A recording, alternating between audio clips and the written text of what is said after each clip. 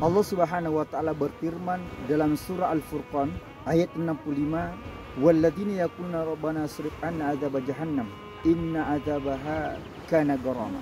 Yang artinya adalah orang-orang yang senantiasa banyak berdoa kepada Allah Subhanahu wa taala, banyak meminta kepada Allah Subhanahu wa taala untuk jauhkan daripada neraka jahanam, karena sesungguhnya neraka jahanam adalah tempat yang menghinakan. Pelajaran dari ayat ini, Allah Subhanahu wa taala mengharapkan kepada kita, menginginkan kepada kita untuk senantiasa bermohon kepada Allah Subhanahu wa taala, meminta kepada Allah Subhanahu wa taala, munajat kepada Allah Subhanahu wa taala agar dijauhkan daripada neraka jahanam. Karena berkata para ulama kita, Imam Ahmad pernah mengatakan bahwasanya nanti orang dikatakan selamat jika mereka melangkahkan kaki kanan mereka di surga. Maka hal ini perlu banyak berdoa kepada Allah Subhanahu wa taala, banyak meminta kepada Allah Subhanahu wa taala. Kemudian yang kedua, pelajaran dari ayat ini, Allah Subhanahu wa taala mengatakan sesungguhnya tempat tersebut adalah tempat yang sangat menghinakan. Karena di akhirat nanti ada dua makhluk akan dipertemukan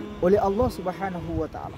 Adalah makhluk yang namanya surga dan makhluk yang namanya neraka. Tatkala mereka banyak melaksanakan sebuah kebaikan-kebaikan, melaksanakan sebuah ketaatan kepada Allah Subhanahu wa taala, melaksanakan perintah-perintah Allah Subhanahu wa taala, maka dia akan bertemu makhluk yang namanya surga. Namun apabila melaksanakan kemaksiatan, melaksanakan larangan-larangan Allah Subhanahu wa taala, maka akan dipertemukan dengan makhluk yang namanya neraka.